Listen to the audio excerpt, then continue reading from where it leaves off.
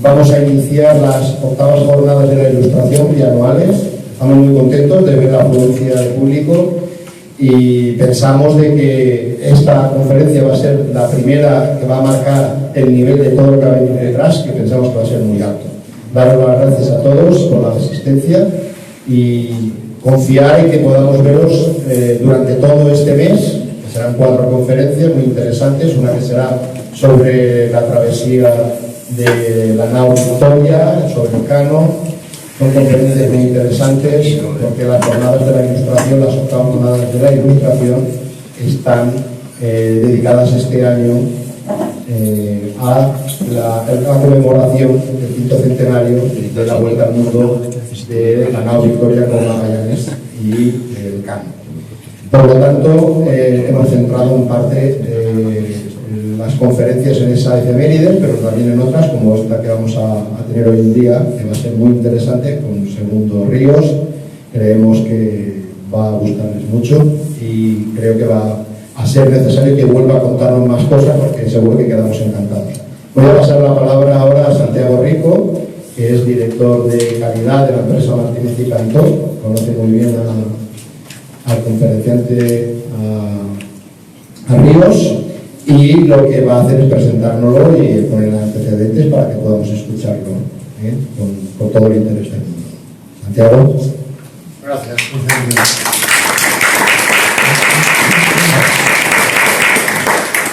Buenas tardes a todos, gracias por vuestra asistencia. En primer lugar, quisiera felicitar a Vicente, nuestro compañero de la Asamblea, porque creo que ha sido una gran idea el programar esta conferencia sobre los jardines botánicos. Aunque tradicionalmente, durante siglos, los jardines botánicos han estado, digamos, acompañándonos, realmente para el gran público, el jardín botánico puede parecer un tema, un lugar de investigación, de estudiosos, que prácticamente, pues a lo mejor para universitarios, ¿no? Que es cierto, los jardines botánicos es para eso, fundamentalmente para investigación de las especies vegetales. Pero también hay una faceta muy importante de los jardines botánicos, que es la divulgación y la formación. Y en última instancia también la conservación. Eso es muy importante. Nosotros, en concreto, tenemos muy cerca lo que es el Jardín Botánico de Torretes, de donde es director nuestro ponente, Segundo Ríos, es director. Él es doctor en biología por la Universidad de Murcia y trabaja actualmente, desde hace muchos años, como profesor titular de la Universidad de Alicante. Ha sido durante todo su bagaje profesional un investigador, tanto a nivel nacional como internacional, del tema botánico en muchas de sus vertientes. Por ejemplo, en temas de etnobotánica, de botánica alimentaria, ha hecho publicaciones gastronómicas relacionadas con las plantas, botánica económica, cultivos y, bueno, un sinfín de temas relacionados. Actualmente, como os he dicho, es la persona más idónea para dar esta conferencia, puesto que es director precisamente de un jardín botánico que tuvimos la suerte en Martínez y Cantó de visitarlo dentro de un curso que hicimos monográfico dentro de la empresa y del cual salimos muy satisfechos. Y os recomiendo que, bueno, supongo que ahora Segundo os hablará del jardín botánico.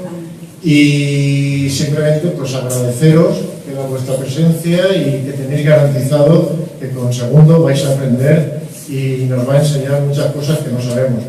Bueno, también comentaros que, como sabéis, en los viajes que se hacían hace siglos en América, pues, y otros países, se aprovechaba para traer plantas precisamente para los jardines de la época.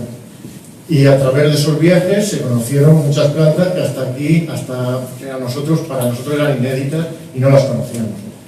Bueno, Segundo, yo creo que ya puedes montar la conferencia.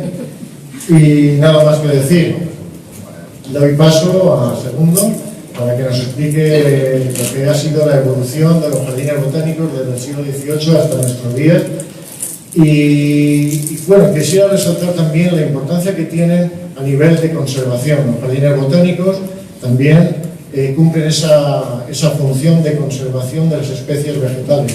Especies vegetales que hoy se habla mucho de la pérdida de especies por el cambio climático, se habla mucho de, bueno, ahora se hablaba de los incendios de Brasil, y quería también señalar la importancia de las plantas y de los jardines botánicos a la hora de conservar especies de valor farmacéutico. Las plantas tienen sustancias que tradicionalmente hemos usado para los productos farmacéuticos, y es muy importante su conservación, porque si las perdemos no tendremos esas sustancias y pueden incluso perderse especies que todavía no se conocen y que podrían ser portadoras de esas sustancias que para un futuro nos pueden venir muy bien para el tema farmacéutico de generaciones venideras. Bueno, pues muchas gracias, agradecerte que colabores con nosotros en esta conferencia y nada más. Segundo.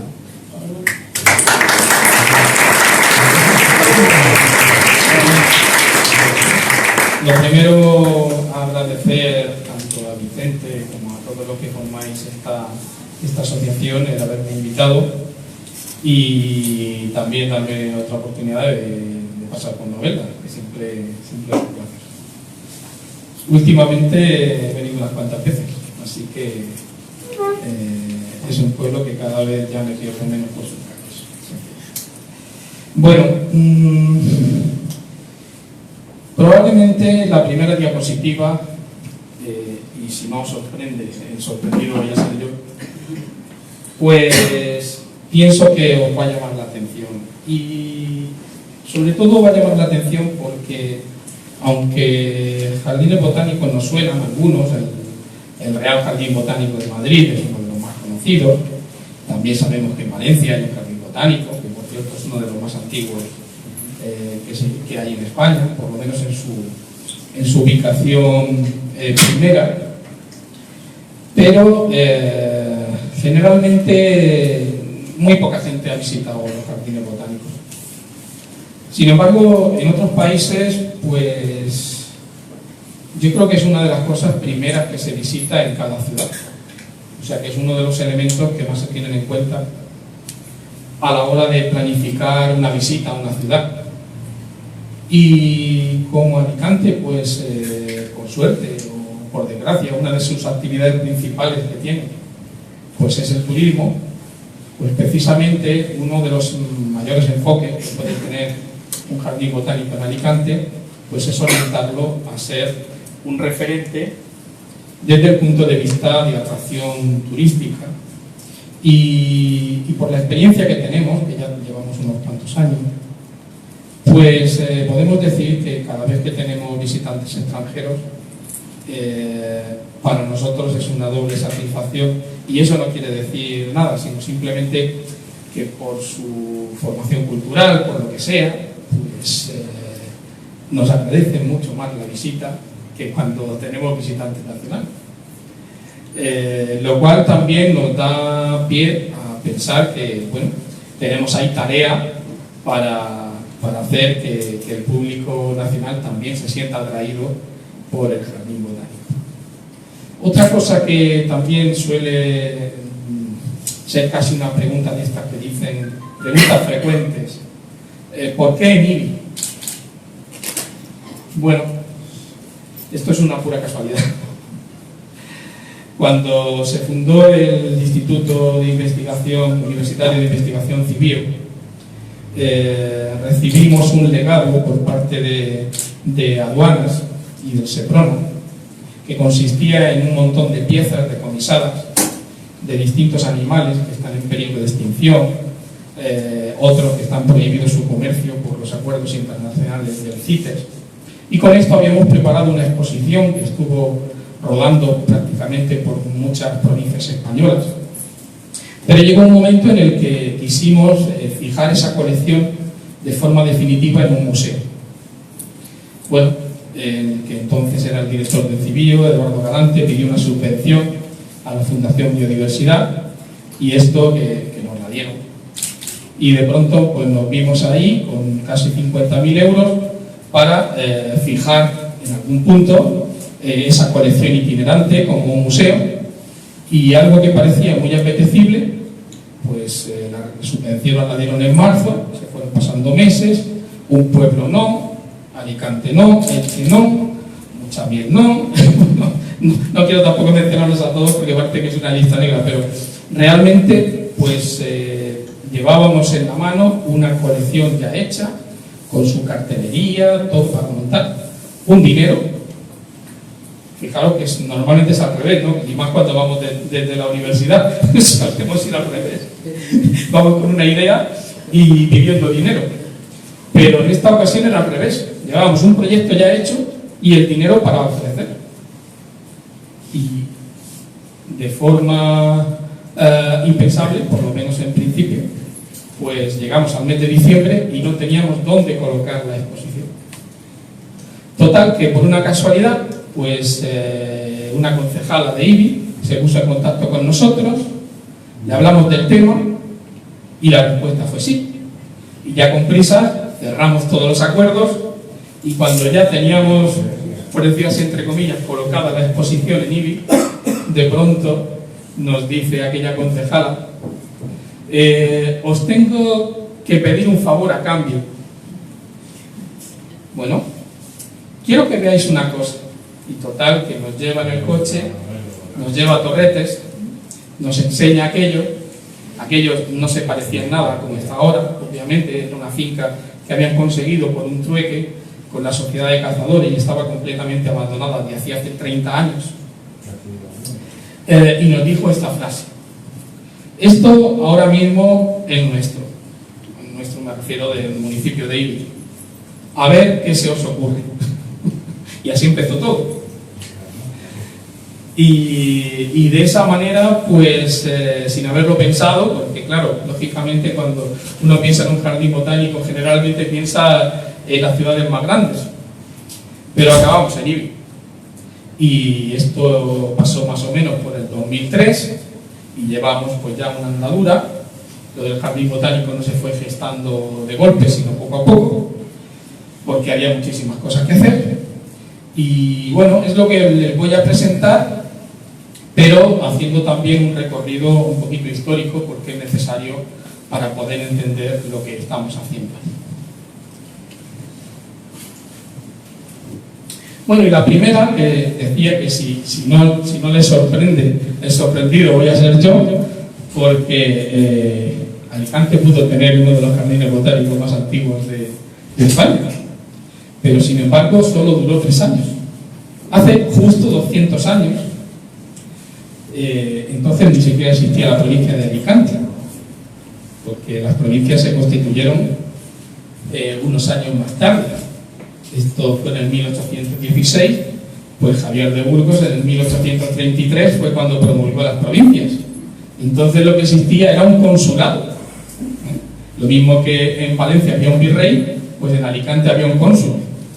Y el cónsul de Alicante fue el que decidió que había una finca muy cerca de San Blas donde se podía hacer una escuela para enseñar botánica a los ingenieros agrónomos, a los farmacéuticos, en fin, desde el punto de vista formativo, pensaba el hombre.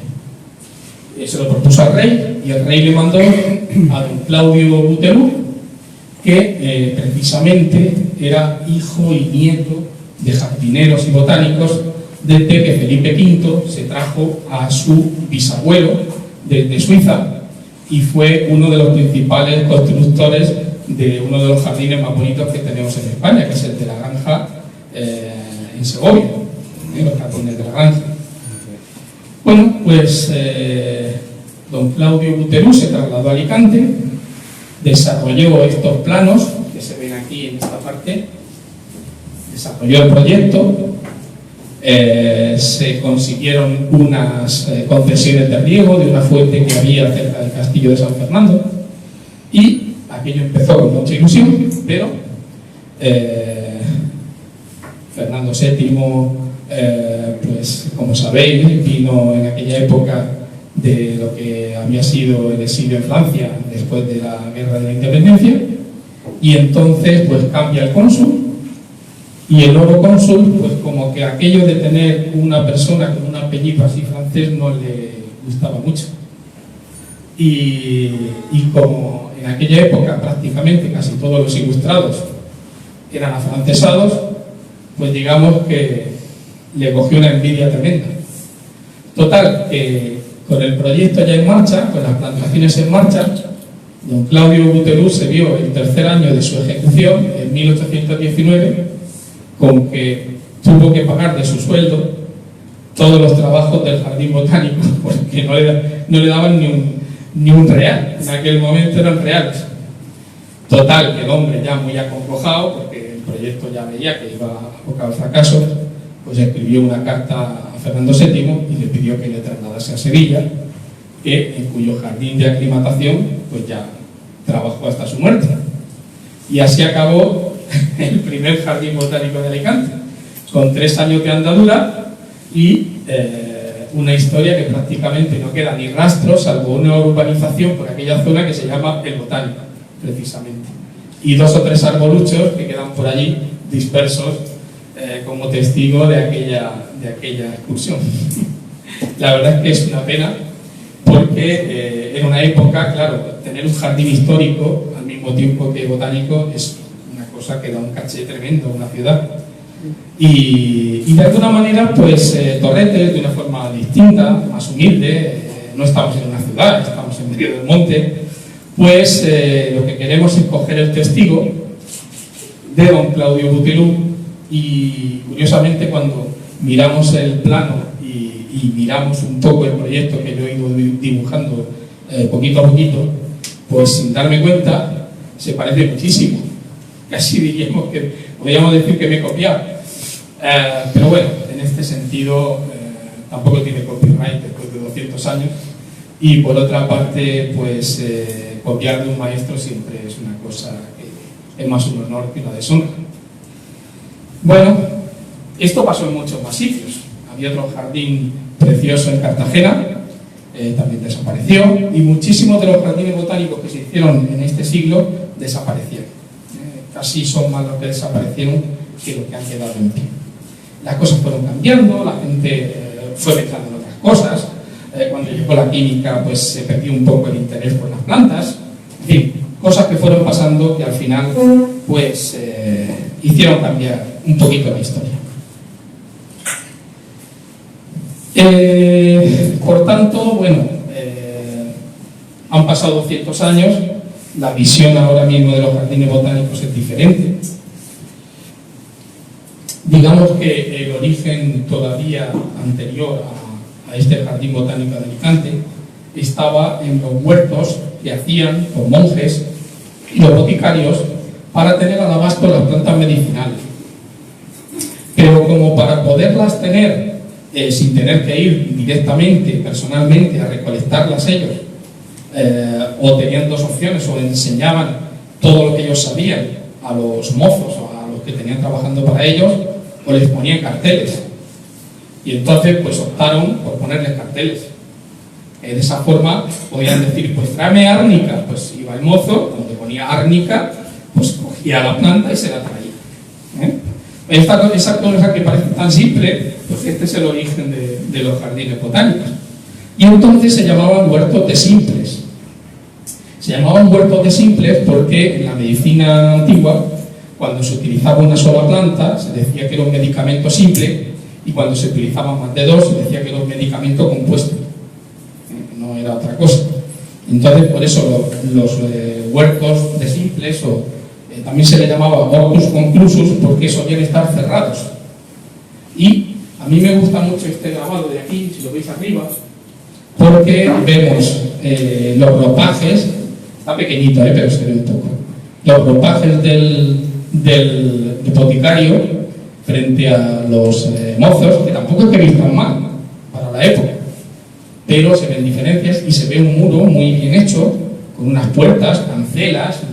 O sea, aquello valía dinero. El teléfono está en modo avión. Aquello estaba cerrado, pero que valía dinero.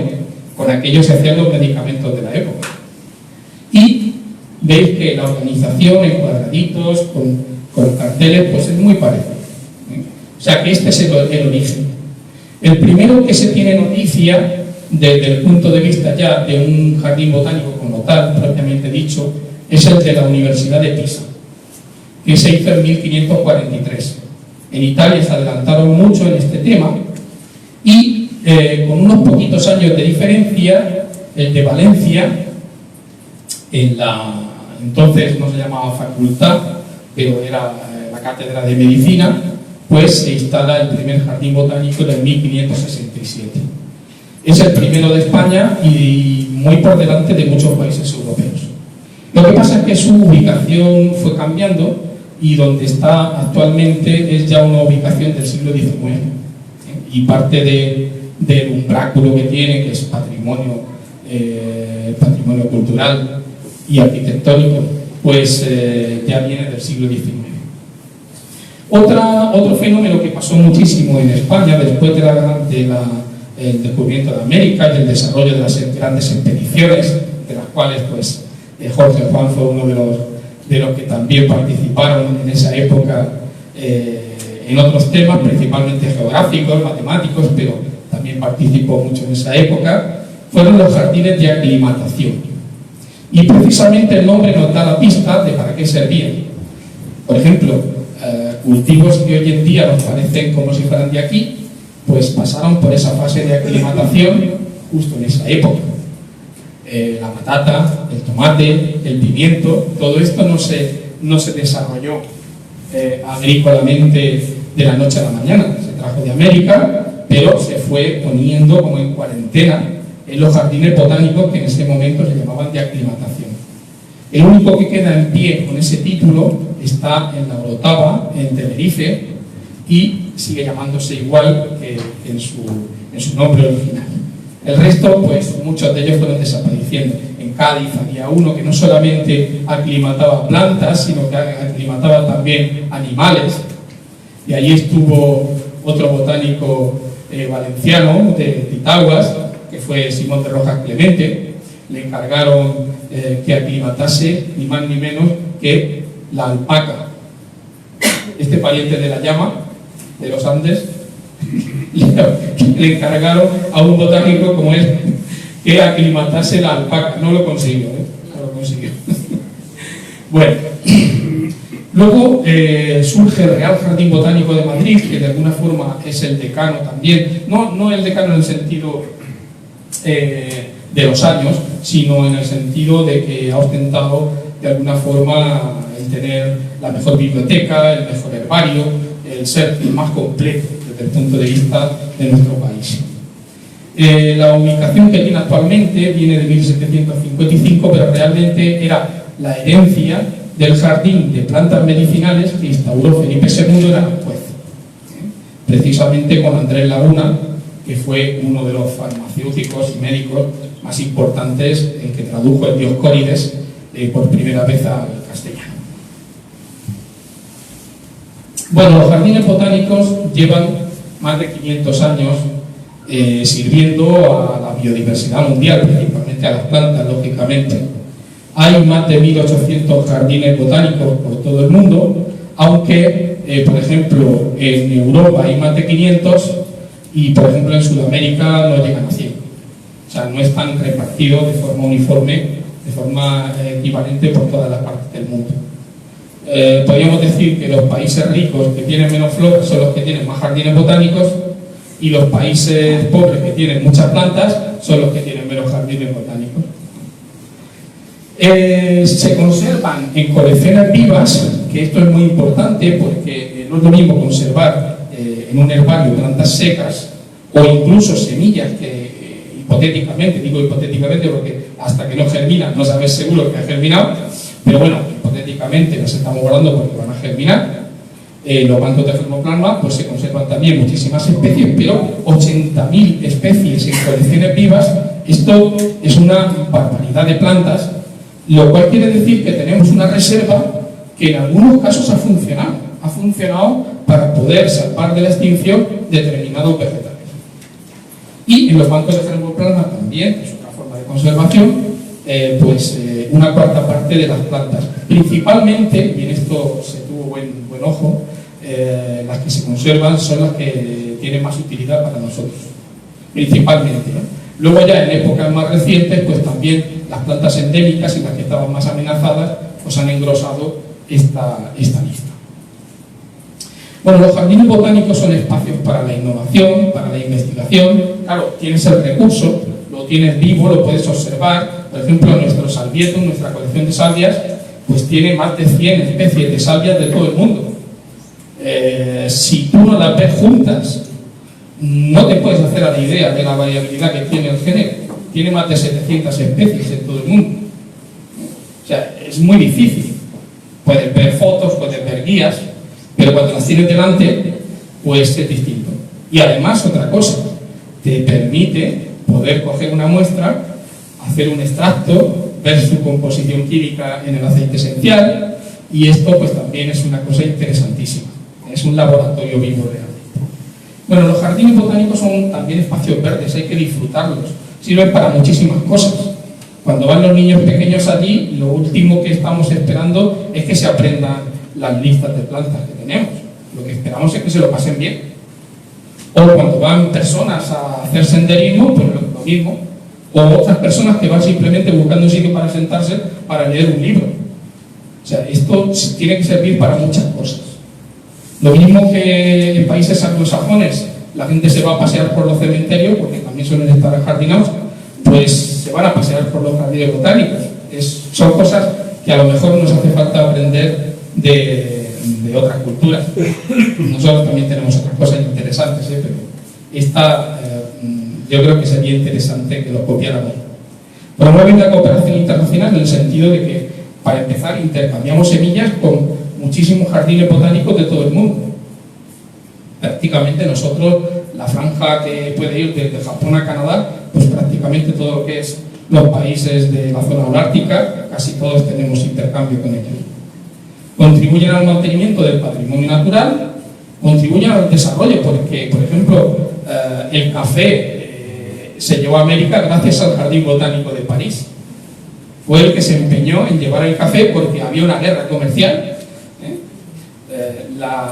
La reina de Inglaterra dejó de tomar café porque los cafetales ingleses cogieron una plaga, se quedaron sin café, y por no comprarlo a los belgas o a los holandeses, que eran enemigos acérrimos, pues dijo que no tomaba café y se pasó al té. O sea, para que veáis que las guerras comerciales tienen sus repercusiones también, y ahora estamos un poquillo recuperando esa dinámica. Y es un elemento turístico importantísimo. Ya os digo que no es nuestra costumbre como españoles el ir, pero yo cuando viajo al extranjero siempre el jardín botánico es una de las prioridades, pero claro, en mi caso no es muy representativo. Bueno, esta es la distribución que tenemos. Ya veis que hay muchas provincias que están vacías. Las que están en azul son las que tienen más de uno: Madrid y Málaga. Madrid porque tiene el de Alcalá, aparte del Real Jardín Botánico de Madrid, y Málaga porque tiene uno de los jardines más bonitos de España, que es el Jardín de la Concepción. Es un jardín que es histórico y botánico al mismo tiempo. Y bueno, ojalá pudiéramos tener algunas de sus cosillas en el nuestro. Luego hay algunos que son muy recientes. El de Castilla-La Mancha, que está en Albacete, pues tiene muy poquitos años. Se hizo después que el nuestro. Ahora, el nivel de inversión fue diferente, eso también os lo digo. Y luego, pues en Cataluña vemos que hay prácticamente 2 provincias, en Huesca también hay uno, en Navarra, en Gijón otro de los jardines que también es histórico, el Jardín Atlántico, y que es una preciosidad, pero bueno, hay muchísimas zonas que no los tienen. Galicia, por ejemplo, no tiene jardines botánicos como tales, aunque en Los Pazos hay colecciones que le pueden dar sopas corondas a muchos jardines, pero como jardines botánicos como tales no los tiene. Extremadura tampoco. En Andalucía hay muchos que están diseminados, sobre todo porque hay una red que lleva la Junta de Andalucía, pero los más importantes de Andalucía son el de Córdoba y el de la Concepción en Málaga. La mayoría de los jardines botánicos son entidades públicas, y la fórmula que más ha funcionado es o universidad o ayuntamiento o mixto, universidad y ayuntamientos, que es la nuestra. Nuestro jardín botánico de Torretes es un convenio entre la Universidad de Alicante y el Ayuntamiento de Ibi. Es un convenio que se firmó a largo plazo, por 50 años, con lo cual, digamos que tiene una vigencia bastante grande. Luego hay diputaciones, en Canarias suelen ser cabildos, hay algunas fundaciones privadas, por ejemplo, el que hay en la Costa Brava, Manimultra, es una fundación privada, pero bueno, fue un mecenas suizo que montó aquello desde el principio y claro, dejó tanta pasta que aquello ha sobrevivido un montón de años, incluso más de un siglo, y aún sigue funcionando muy bien. Estos son nuestros intercambios hasta ahora con distintos países, con jardines botánicos de distintos países. El de Hiroshima en Japón tiene la particularidad de que nos mandan ejemplares de árboles que han sobrevivido a la bomba de Hiroshima, con lo cual tenemos hijuelos de plantones que, aunque la parte aérea quedó arrasada completamente por la bomba, pero que rebrotaron después, con lo cual alguna gente nos dice, bueno, ¿y esto no tendrá radioactividad? Bueno, a partir de la semilla normalmente se suelen perder hasta los virus, con lo cual pensamos que no. Pero bueno, yo lo considero como un símbolo de lo que supone la vida frente a veces la estupidez humana. Tenemos 3 especies, entre ellas un jingo, que es una preciosidad. Aquí veis un poco cuáles son nuestros intercambios. Claro, lógicamente hay muchos países que os los podéis imaginar, los más próximos, los más desarrollados. Pero luego hay algunos raros que tienes que mirar en el mapa, porque cuando me vino una petición de la República Popular del Kirguistán, pues os puedo asegurar que no sabía ni dónde estaba. Más o menos sí, por lo del stand, pero no tenía ni idea, no sabía ubicarla. Bueno, los jardines botánicos son un coste, eso es evidente. Más o menos se suele decir que hace falta un jardinero por hectárea y 6.000 euros por hectárea. Lo que pasa es que es también una inversión y suele tener un retorno que puede estar hasta el 50%. Por ejemplo, este año el Jardín Botánico de la Concepción en Málaga, que ha tenido más de 100.000 visitantes, ha podido recaudar, porque luego hay muchos que no son de pago, reducciones por no sé cuánto, pensionistas, ya sabéis que muchas, pero han recaudado más de 200.000 euros, que no cubre todos los gastos del jardín, pero es una cosa muy importante, y más pensando que el Jardín Botánico de la Concepción es exclusivamente municipal, y aunque Málaga es un municipio potente, pero no mucho más que Alicante. O sea, un ejemplo que lo tenemos muy fresco. Luego hay jardines botánicos que han conseguido cambiar radicalmente la economía de una comarca. Por ejemplo, ese que veis arriba, en la parte vuestra izquierda, ese es el proyecto del Edén, Eden's Project. Esto está en Cornualles. Cornualles es una zona minera de las más deprimidas del Reino Unido, la única que recibía subvenciones netas de la Comunidad Europea, hasta que decidieron largarse, y me parece que ya no reciben.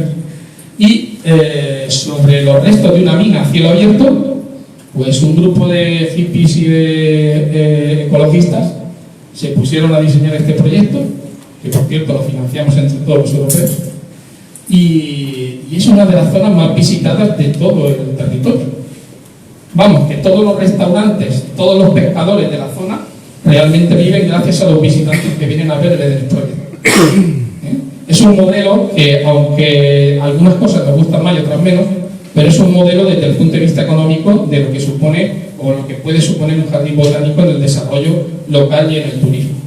Y este otro es el Jardín Botánico de Gales, que lo bueno que tiene es que casi 2/3 del invernadero más grande que poseen están enterrados, con lo cual la eficiencia energética es muy grande. Son 2 ejemplos que me gustaron muchísimo, uno por una cosa y otro por otra. Bueno, los jardines botánicos actualmente tienen que cambiar un poco de filosofía y Principalmente nuestra misión más importante es la de convencer que lo que muchos nos están diciendo, muchos científicos, y que parece que son cosas así en plan agorero, de que nos quieren fastidiar la existencia porque nos lo pintan todo muy negro y tal, pues es así de negro, la verdad. Y entonces, bueno, nosotros de una forma amable lo que tenemos que hacer es convencer de que la conservación de la biodiversidad no es un lujo, sino que es una necesidad. Y también el jardín botánico pues es una caja un poco de sorpresas y un laboratorio vivo que puede mostrar pues a jardineros, por ejemplo, plantas que no conocen, o al recuperar algunas cultivares o algunas especias que se han olvidado. Pues, por ejemplo, ahora que tenemos muchísimo con el grado de gastronomía, pues tenemos muchísimo trato con todo lo gourmet de la provincia, y pues yo qué sé, especias como el ajenuz, que la mayoría no sabían ni lo que era, pues y que utilizaban los hispano-musulmanes hasta el siglo XVII aquí en España. Pues sin embargo, pues hay un interés muy grande por esta planta, y por otras, el orégano almoraduz, en fin, muchas plantas que nosotros vamos recuperando a través de nuestras investigaciones etnobotánicas, que las tenemos allí en vivo y en directo, y una vez que las huelen, pues claro, dicen, madre mía, esto supera todo lo que yo conocía. Bueno, pues es también una de nuestras funciones. Y la gastronomía tira del turismo, y el turismo de la gastronomía. Entonces esto es como una máquina, es como una rueda, y nosotros lo que más nos interesaría es precisamente que nos hicieran caso y que nos aprovecharan, porque en cierto modo también muchas veces estamos infrautilizados. Bueno, lo nuestro es hacer colecciones de plantas vivas y también guardar semillas en lo que llamamos bancos de germoplasma, y de la misma forma que el Arca de Noé intentó rescatar de la extinción, según el relato bíblico, a los animales del planeta, por lo menos a los más útiles, pues un poco a nosotros nos queda esa misión. Y este es un ejemplo muy cercano, porque la Lysimachia minoricensis es de Menorca y fue un endemismo que se extinguió in situ. O sea, las poblaciones naturales desaparecieron por completo, pero sin embargo se habían distribuido semillas de esa planta a muchos jardines botánicos europeos, y a partir de esas semillas, de esas plantas vivas, se pudo recuperar las poblaciones naturales que ahora mismo son traslocadas, ¿no? Había desaparecido, estaba extinta en la naturaleza, pero se consiguió rescatar, y ahora mismo incluso en nuestro jardín, no me gusta mucho esta palabra, pero podríamos decir que se comporta casi como una mala hierba, O sea, para que veáis que un poco esto de la extinción es... Bueno, ¿cómo empezamos nosotros? Pues ya os lo he contado un poco. El Ayuntamiento de Ibi nos escuchó, y de esa forma pues pudimos hablar y empezamos una relación que acabó con este convenio a 50 años, del cual quedan todavía bastantes por recorrer. Yo no podré renovarlo seguramente, pero espero que haya otra persona que lo haga de nuestra universidad. Está ligado al Instituto Civil, porque de alguna forma fuimos los promotores, y bueno, pues digamos que el ayuntamiento sigue siendo el propietario de la finca, pero todo lo que es la dirección, la gestión, todo se hace desde la universidad. Y el personal que hay allí, que de momento no es mucho, pero pertenece a la Universidad de Alicante. Bueno, la superficie es mucha, son 53 hectáreas, no se parece nada a la mayor parte de los jardines que hay en España, que suelen ser ubicados en una ciudad, constreñidos. Por ejemplo, el de Valencia, pues nosotros le envidiamos a ellos el Instituto Botánico y todas las instalaciones que tienen, y ellos nos envidian a nosotros la posibilidad que tenemos de ir creciendo sin tener un muro, un piso o un bloque que te limita el crecimiento, ¿no? Bueno, cada uno ya sabe que llora por lo que no tiene, y de alguna forma nos consolamos mutuamente. Tenemos muy buena relación con ellos. Bueno, había algunas edificaciones, pero no eran gran cosa, y se recuperaron y se consiguieron adecuar, algunas como laboratorio y otras como estancia. Luego también incidimos mucho en lo que de alguna forma podía ser blindar la conservación de la finca.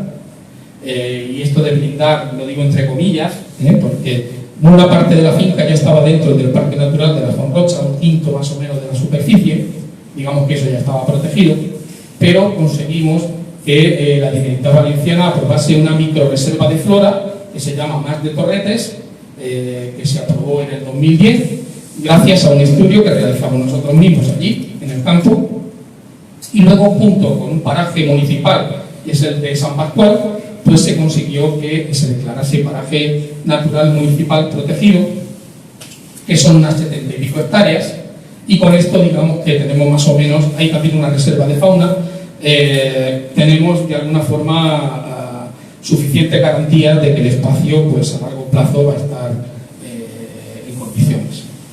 Luego es un espacio que, como fue utilizado en una finca, pues tiene muchos restos de arquitectura rural, algunos muy interesantes. Por ejemplo, tiene un horno de cal muy bien conservado, es uno de los mejores de Alicante. En Castellón he visto algunos también muy buenos, pero en Alicante es uno de los mejores. Majanos, que son estas construcciones que se hacían para favorecer la presencia de conejos, covachas de pastor, en fin, hay muchos elementos de arquitectura rural que también tienen interés. Bueno, nosotros estuvimos recuperando bancales, recuperando cultivos, conseguimos una subvención, hicimos unos invernaderos, que es una cosa importante en el jardín botánico. Conseguimos también, con la ayuda de la Universidad de Alicante, pues comprar maquinaria agrícola, instalar un destilador, en fin, poco a poco fuimos creciendo un poquito en lo que son infraestructuras. También tenemos una estación climática que montaron los geógrafos, compañeros nuestros, pero que actualmente lleva el control una asociación de voluntarios, de aficionados a la meteorología, que se llama ABAMET. Bueno, y los elementos más notables de nuestro jardín, pues el principal y el que de alguna forma fue el con el que empezamos, es nuestro huerto de simples. Y nuestro huerto de simples está dedicado a Santa Hildegarda, o Hildegarda von Bingen, que fue una de las mujeres más expertas en medicina en el siglo XII. Sí que en la universidad celebramos la fiesta de San Alejandro Magno, pero porque ya sabéis que la historia está llena de machismo, pero San Alejandro Magno fue discípulo de Santa Hildegarda, o sea que realmente la que sabía era ella. Lo que pasa es que, bueno, esta mujer pues era muy autodidacta, escribía unos libros un tanto esotéricos y estas cosas, como pasó con Santa Teresa, contaban un poco de yuyu, ¿no? Entonces, digamos que había defensores, detractores, unos obispos la querían hacer santa, otros quemarla en la hoguera, estas cosas. Bueno, Santa Hildegarda hizo un libro que se llama Física, que incluía la descripción de 230 plantas medicinales. Y bueno, por un capricho mío, el huerto de simples de Torretes tiene 230 plantas medicinales. En este momento se está restaurando, se ha hecho una puerta, que está aquí, y intento darle el aspecto completo de Hortus conclusus, como tenían los antiguos. No lo voy a poder cercar completamente con muro porque vale un dineral, pero sí entre palizada y muro va a quedar bastante parecido a lo que... siempre hay psicología, siempre hay cultura ligada a las plantas, es un poco mi impronta dentro del Jardín Botánico de Torretes, y bueno, pues no ponga en otra persona, pues seguirá siendo así. Es un vicio que tengo, voy ligando siempre las plantas a lo que son los aspectos culturales. Este es el aspecto que tenía hasta hace muy poco.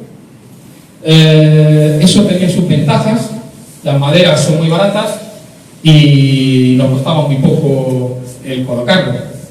Pero tenemos unos amigos allí que se llaman Arroy, como Tragus Lelvia, que llevan unos cuernecitos así muy... y que suele ir en rebaños y que tienen la costumbre de pisotear todo lo que tenemos por allí y nos lo destrozaba. Y entonces, bueno, pues este año pudimos conseguir un poquito de dinero adicional de la Diputación de Alicante y gracias a eso, pues están acabando ya, seguramente esta semana han acabado, unos alcorques hechos con piedra arenisca, y dentro de esos alcorques, pues ahora nos toca la tarea de replantar todas las plantas que teníamos hasta las 230 y hacer la cartelería nueva, que aquí hay algunas personas que están implicadas en esa cartelería. Aprovechando que tenemos 3 albañiles, pues estamos haciendo una serie de columnas, de puertas, y para dejarlo lo más aseado posible, con una impronta medieval. No puede ser exactamente como uno quisiera, pero por lo menos va a tener un poquito unos toques que le van a dar cierta calidad. Y las plantas, que obviamente son la parte más importante. Prácticamente desde que empezamos hasta ahora hemos ido sustituyendo unas plantas por otras, porque es muy difícil mantener algunas plantas. Por ejemplo, pues yo qué sé, hay una umbelífera que es muy medicinal, que también es una planta condimentaria, que es el Memum adamanticum. Pero esto es una cosita así, que la ves y dices, casi le tengo que poner una lupa encima. O el propio anís, el anís mata la uva, pues es una plantita que la siembras todos los años, sale, se muere, y total que... Entonces mi tendencia, puramente por la práctica, está siendo el acabar poniendo lo que son plantas arbustivas y leñosas. Bueno, pues simplemente porque el mantenimiento no me deja llevar a tener otro tipo de plantas que son más delicadas. Entonces, bueno, pues de las 230 que vamos a tener ahora, pues la gran mayoría van a ser de ese grupo de plantas. Pero bueno, es suficiente para darse un buen paseo. Esto yo creo que en un mes va a estar otra vez ya disponible. Aquí tenemos un cartelito que pide disculpas porque ahora las plantas las tenemos en nuestro invernadero, que por cierto se han puesto hermosísimas este verano. Luego tenemos otros espacios que jugamos un poco con el conocimiento de las plantas y su relación con grupos sociales humanos. Por ejemplo, lo que llamamos el Jardín de las Culturas, pues con una serie de crucetas, que aquí están dibujadas un poco así en plan naif, pues van poniendo unos ejemplos de plantas que están más relacionados pues, con las culturas cristianas o hebreas, musulmanas, nórdicas, orientales. Y con este juego, pues uno se da un paseo por allí y va viendo plantas que algunas las conoce, otras no, y es un poco buscando pues, el interés no solamente de los que son super frikis de las plantas, sino también de personas pues, que tienen actitudes distintas. Normalmente nosotros tenemos una afición tan fuerte que cualquier cosa nos vale, pero al resto de la humanidad lo que intentamos es darle una oferta amplia para que todo el mundo pueda disfrutar y pueda sentir interés por nuestros recorridos. Bueno, el Jardín de las Culturas está dedicado a Santiago Grisolía y sí que puedo decir que es el único personaje de nuestro jardín que está vivo. Todos los demás normalmente son personajes del pasado, pero también es que es muy longevo con Santiago. Bueno, luego tenemos otro espacio, que es el Jardín de las Plantas Mágicas, que es por lo que siempre llama mucho la atención, pero claro, hay que explicarle a un niño que esto de la magia pues es un poco relativo. Y sobre todo porque muchas de las plantas mágicas son muy tóxicas. Y dentro de las tóxicas pues hay las que producen efectos psicotrópicos y las que simplemente matan. O sea que esto, hay muchas solanáceas que producen ciertos delirios y visiones y esto, pero tenemos el acónito que con una hojita se puede morir a una vaca. Accidentalmente en los Alpes pasa algunas veces. O sea, es la planta más venenosa, Aconitum napenum es la planta más venenosa que hay en toda Europa. Dentro de este rincón hay un espacio que es el horóscopo vegetal, que también llama mucho la atención, para gente que le apetece ver qué plantas están relacionadas con su signo del zodiaco. Esto se debe a un médico inglés, Culpeper, que relacionó todas las plantas que conocía con los astros. Entonces fue a hacer una clasificación y con esa clasificación pues, tenemos ahí un montón para elegir, pues todos los signos tienen varias y entonces pues, de esas hemos puesto las que en nuestro clima van mejor. Luego también hay plantas que están más relacionadas con los 4 elementos, otras con los astros, con la fase de la luna, con el sol, y en fin, con todo eso pues hemos hecho un recorrido y ahora también está complementado más o menos por esta zona con otra colección que es la colección de los lirios, que tiene 2 partes, los cultivares, que es la más espectacular, y las especies silvestres, que precisamente las tenemos por esta zona. Tenemos varias colecciones monográficas, entre ellas una de rosas antiguas y silvestres, una de salvias, que ya he mencionado, el Salvietum, que está dedicado a cabanilles, una colección de narcisos ibéricos y norteafricanos, principalmente. Poca gente conoce que los narcisos no son holandeses, bueno, ni los lirios tampoco. Muchos de los lirios que cultivan y venden los holandeses son de origen español, y los narcisos todos. Bueno, algunos son portugueses, para ser exactos. Mientras que nosotros pusimos la pica en Flandes, pues sus médicos, en ese momento eran los que conocían las plantas, se llevaron todas las cebollas, todas las semillas y todos los cultivares de los jardines de los moros que pudieron. Nosotros no hemos sido capaces de sacar dinero de ese patrimonio, pero ellos sí. Y a veces nos lo revenden, para que veáis que la historia es un poco... También tenemos una zona de recuperación de orquídeas, aunque no lo consideramos una colección porque no queremos fomentar el coleccionismo de orquídeas. Son las que la Generalitat Valenciana arranca en zonas que van a ser destrozadas por una carretera o por que se va a construir cualquier cosa y está autorizada, entonces pues se traslocan esas plantas y algunas pues nos las dan a nosotros y las mantenemos aquí. Pero no es una colección, digamos, que va creciendo al ritmo que nos van dando material. Una colección que no puede faltar en ningún jardín botánico es la escuela botánica, que es como se denomina tradicionalmente a la colección sistemática. Y la colección sistemática la hemos dividido en dos partes. La de las plantas con flores y con frutos, lo que solemos llamar así clásicamente fanerógamas, y ya en época más reciente, de hecho la parte de los musgos la inauguramos en marzo, un espacio que está bajo invernadero, si no sería imposible, dedicado a las plantas que producen esporas. Principalmente los helechos, de ahí lo de helecharios, y musgos, de ahí lo de briofitarios. Estas son dos colecciones que están disponibles todo el año y nos viene fenomenal porque cualquiera que haya ido a Torretes en enero, pues si le ha pillado uno de los vientos estos del norte que te dejan las orejas, pues sabe que no es un sitio muy apacible. Hay épocas del año en las que allí no se está muy cómodo. Pero precisamente esta colección, dentro del invernadero, pues la tenemos disponible todo el año y siempre tenemos algo que ofrecer a las visitas, incluso en el peor de los casos. Es una cosa que ha salido muy bien. Os voy a poner algunas imágenes. Estas son del briofitario. Tiene algunas zonas que son más paisajísticas, otras más sistemáticas. Aquí hay un rinconcito donde salen hongos también. Salen cuando ellos quieren, no cuando yo les digo. De momento no conseguí domesticarlos. Hay una especie de fuente, un acuario donde, por cierto, tenemos uno de los peces endémicos de la Comunidad Valenciana, el fartet. Y dentro del lechario pues hay una gran cantidad de especies de helechos, tenemos más de 60 especies de pteridófitos viviendo allí. Bueno, de esto hay muchísimo más que ver, pero casi que prefiero que si los que no nos habéis visitado, pues vayáis a vernos.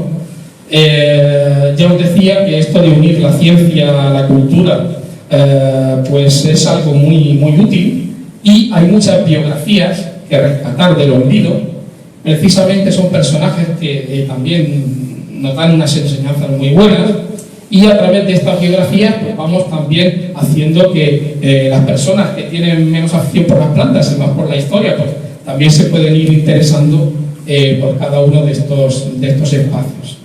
En cuanto a las mujeres, tenemos una muy notable, que es Trótula de Salerno, que le hemos dedicado un rinconcito, que es lo que así coloquialmente llamamos el Jardín de la Mujer.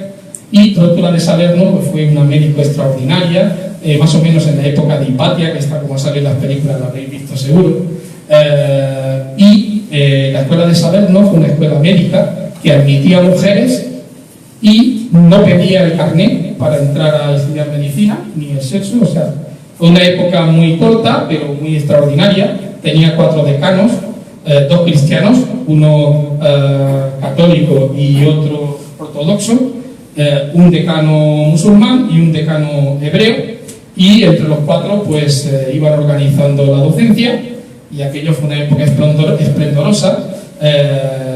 Por ejemplo, algunos de nuestros médicos más ilustres valencianos pues estudiaron allí en aquella época. Bueno, ahí tenemos a algunas de las personalidades que hemos ido seleccionando dependiendo de que tuviesen relación con alguno de los espacios. Pues, por ejemplo, poca gente conoce a Peredot. Peredot es un rosalista era de Cataluña, de Tarragona, que es uno de los obtentores de rosas miniaturas, de rosas pequeñas, más importantes a nivel mundial. No lo conoce ni en su pueblo. O sea, es que realmente somos un país muy terrible desde el punto de vista de nuestro legado, ¿no? Que no, bueno, que estamos aquí en la casa de Jorge Juan y seguro que vosotros tenéis el mismo problema, porque hay que hacer un esfuerzo muy grande para que la gente sepa, oye, porque hemos tenido unas personalidades impresionantes y que bueno, pues tenemos que enseñar a las nuevas generaciones este legado que tenemos. Parece que somos un país de tercera y somos un país de primera. Entonces, bueno, pues hay que hacer un esfuerzo por rescatar todo este tipo de cosas. Algunos son muy conocidos, Biofoniker, tampoco ponemos solamente españoles, Brown Blanquet es suizo, Abilio Fernández es portugués. Bueno, estos que tienen un nombre raro son españoles los dos. Este nació en Sevilla, y Abusalt, a ver si alguien sabe de dónde nació. Pues nació en Denia. Es uno de los médicos andalusíes más importantes de toda la época del Andalus y nació en la Cora, en el pequeño reino que había en Denia en una época determinada. Era como una especie de reino aparte dentro de lo que era el reino de Valencia. Y Abusal Umayyad tiene un tratado de los simples que el Colegio de Farmacéuticos de Valencia, junto con el de Alicante, creo, decidieron publicar, y está por ahí en facsímil, que es una preciosidad. Si lo podéis conseguir, la verdad es que es un tratado de plantas medicinales importantísimo, pero que muy poca gente conoce. En esto del siglo XII, siglo XIII, y tenía unos conocimientos el hombre tremendo. Murió en el Cairo, no murió aquí en España. Bueno, una cosa muy importante es que ofrezcamos al visitante una información con nivel, pero que sea fácil de entender. Entonces lo que utilizamos es el nivel de divulgación, pero partiendo del conocimiento científico. Eso es un poco lo que nos diferencia de otros espacios donde a lo mejor no se cuida tanto este tipo de información. Pero la Universidad de Alicante está detrás de esto y digamos que es nuestra responsabilidad el que la información sea precisa, que no haya erratas, o por lo menos tipográficas, pero no de contenidos, y que la gente pueda, según su nivel, pues pueda sacar más información o menos, según necesite.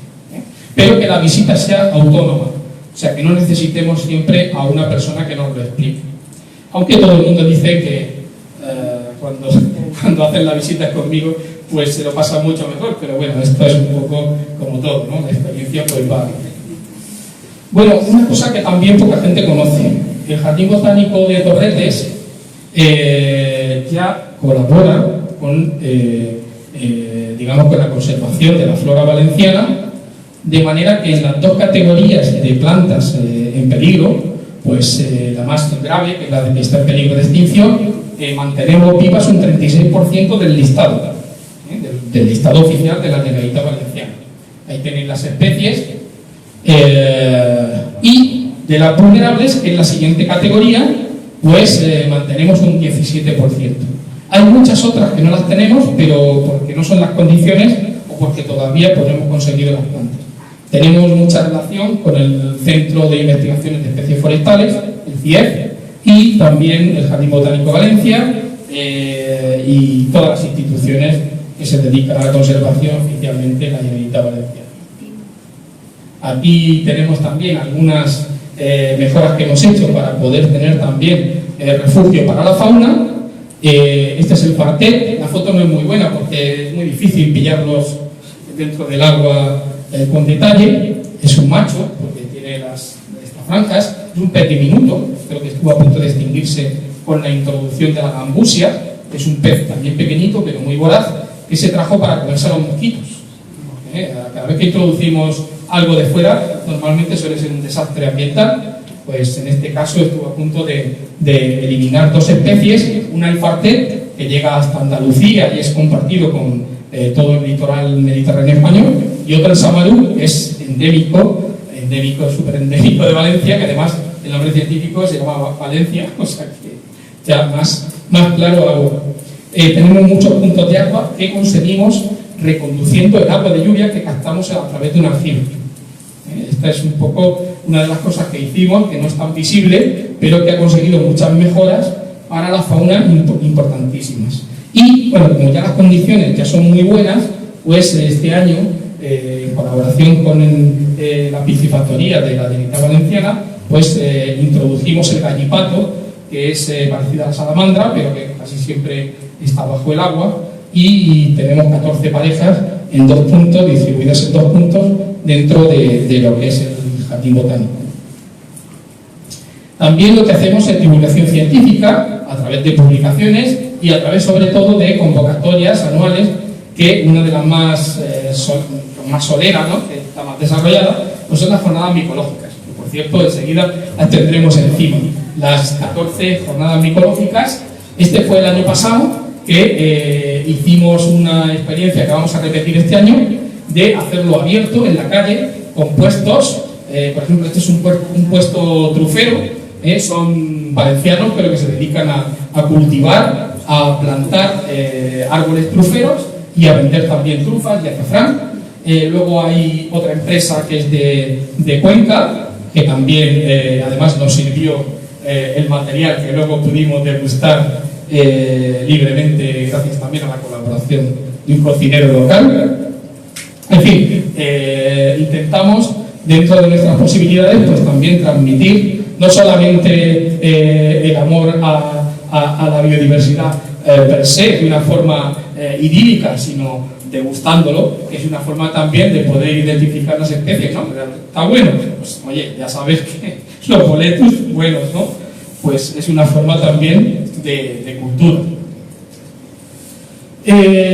Y ahora, bueno, pues os voy a exponer algo que normalmente no suelo exponer, pero porque es casi más un deseo que una realidad.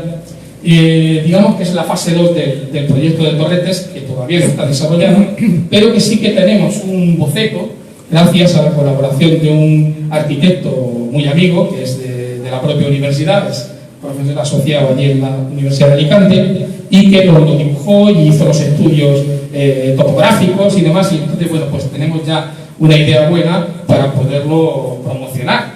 Si alguna vez se llega a hacer, pues será, digamos, el colofón y podremos retirarnos tranquilamente porque habremos conseguido una gran obra.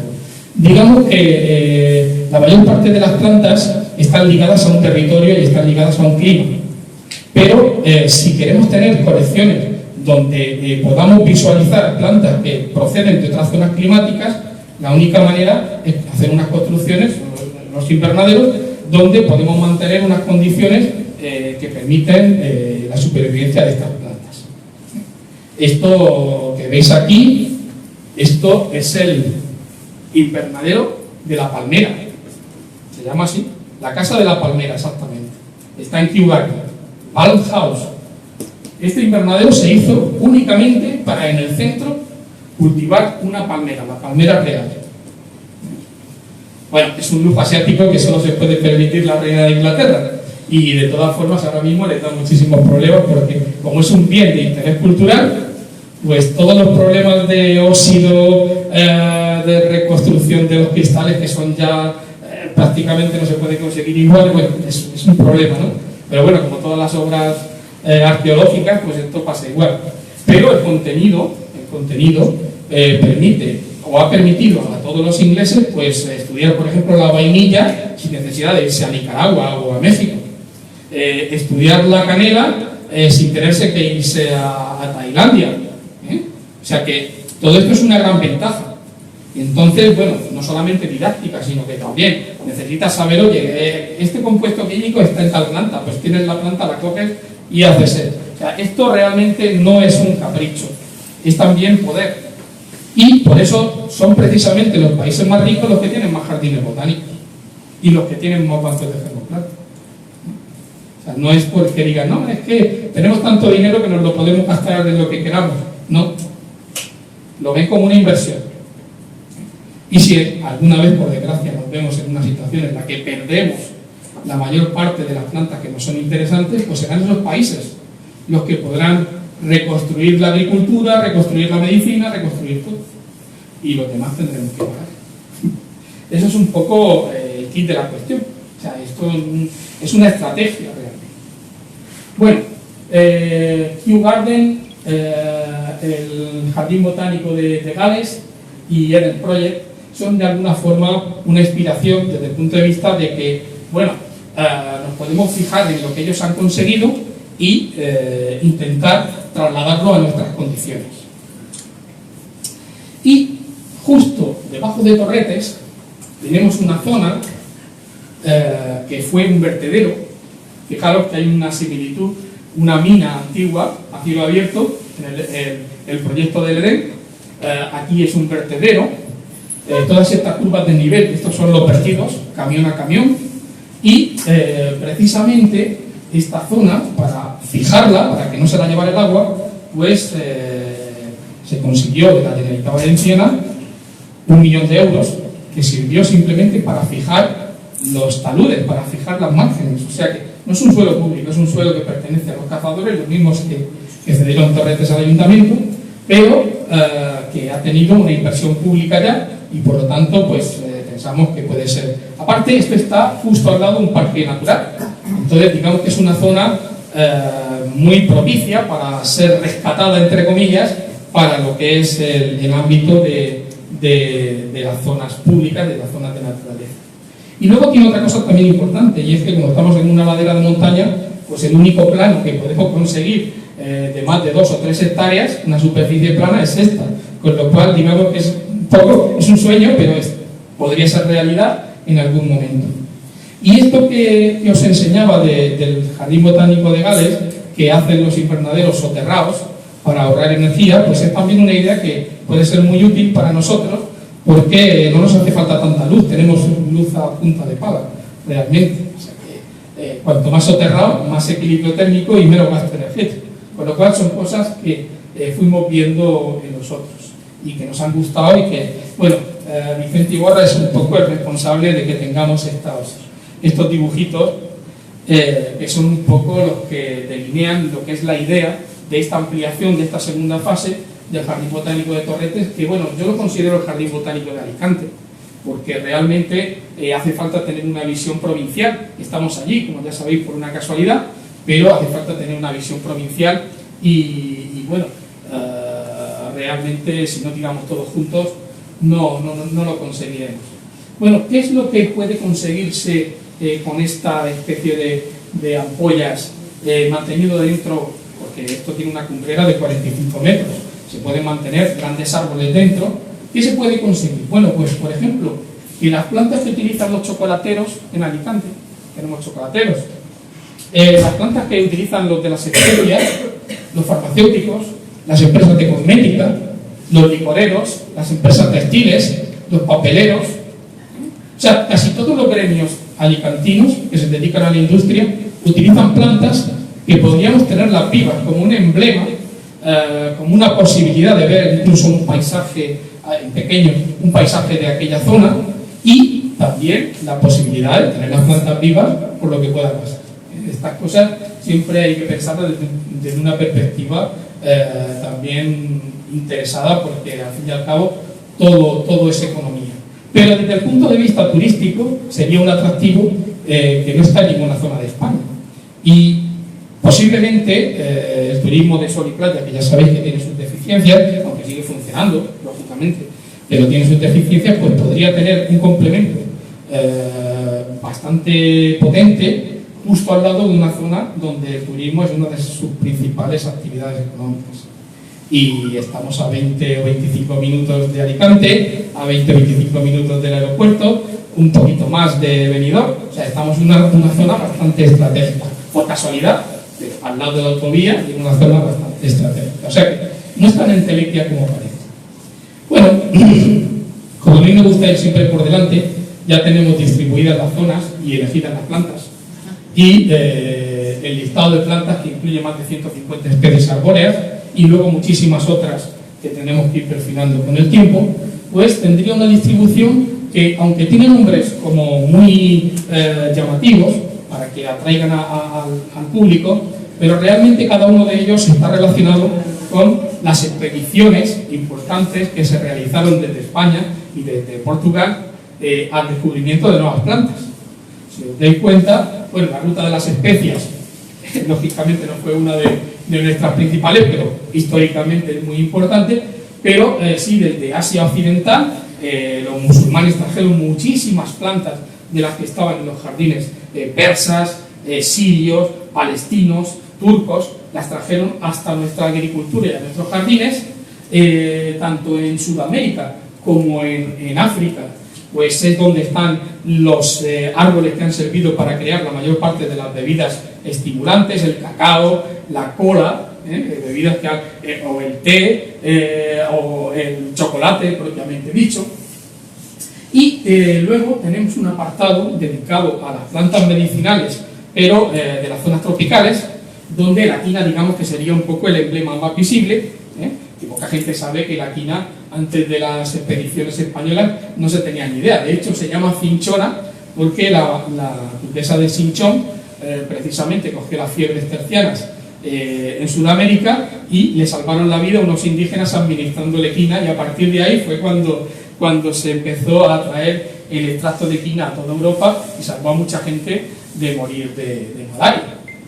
Bueno, esta es un poco, digamos, nuestra última diapositiva, que es una pura salutación, y es un poco, digamos, nuestro proyecto estrella, que supondría una ampliación, casi duplicación de la zona visitable, no de las 53 hectáreas, sino de la zona visitable, que aproximadamente son unas 5 hectáreas, y yo creo que sería un gran proyecto para nuestra provincia, que, bueno, de alguna forma recuperaría la memoria histórica. Tuvimos un jardín botánico, ahora tenemos otra oportunidad desarrollando el que ya tenemos. Esto no es solamente un capricho, es un pulmón verde, es una zona de desarrollo, es una zona con un potencial turístico muy grande, pero con algo que lo diferencia de otros proyectos. La calidad científica, cultural y el objetivo de sostenibilidad, que de alguna forma el compromiso con la universidad pues lo lleva implícito.